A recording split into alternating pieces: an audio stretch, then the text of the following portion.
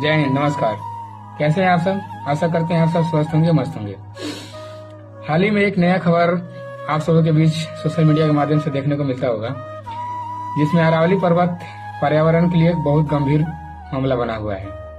भारत का सर्वोच्च न्यायालय सुप्रीम कोर्ट है, उसके हिसाब से अरावली उसी को माना जाएगा जिसकी ऊंचाई 100 मीटर से ज्यादा है, और बाकी 100 मीटर से नीचे की जो भी पर्वत है उसको अरावली की श्रेणी में नहीं माना जाएगा, और उसको खनन के लिए या फिर अन्य चीजों के लिए उपयोग किया जाएगा।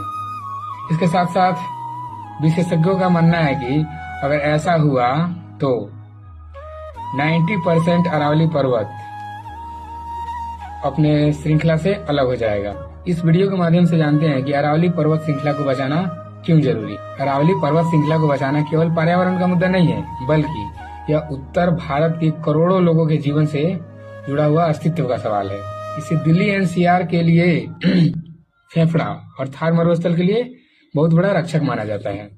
अगर बात करें अरावली पर्वत की स्थिति की, तो यह पर्वतमाला थार मरुस्थल और उत्तर भारत के उपजाऊ मैदानों के बीच एक प्राकृतिक दीवार की तरह खड़ी है। यदि ये पहाड़ कट गए तो की रेतीली धूल और मरुस्थलीकरण हरियाणा, दिल्ली और पश्चिमी उत्तर प्रदेश की उपजाऊ भूमि को एकदम से बंजर बना देगा। अरावली की चट्टानें और उसके वादियों की एक विशेषता यह भी है कि ये बरसात के पानी को जमीन के अंदर भेजने के लिए एक रिचार्ज जोन की तरह काम करती है। इसके साथ यह गुरुग्राम, फरीदाबाद और दिल्ली के गिरते जल स्तर को रोकने का एकमात्र प्राकृतिक साधन है। पहाड़ों के कटने से जल भराव की समस्या बढ़ेगी और इसके साथ ही साथ भूमिगत जल आने वाले भविष्य में पूरी तरह से समाप्त हो सकता है। इसके साथ ही अरावली के जो घने जंगल है ना, वो कार्बन को सोखने का भी काम करते हैं। दिल्ली एनसीआर में बढ़ते प्रदूषण को कम करने में भी मदद करता है। पहाड़ों के काटने का सीधा मतलब ये हुआ ना कि हवा में धूल कणों की भारी बढ़ोतरी।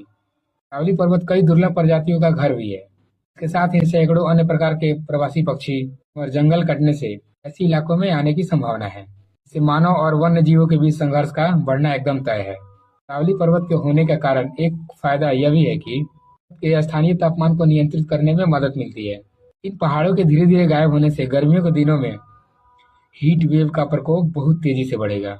बारिश का चक्र भी बुरी तरह से प्रभावित हो सकता है। अरावली को काटने का मतलब केवल पत्थर निकालना नहीं है, बल्कि एक पूरे इकोसिस्टम को पूरी तरह नष्ट कर देना है।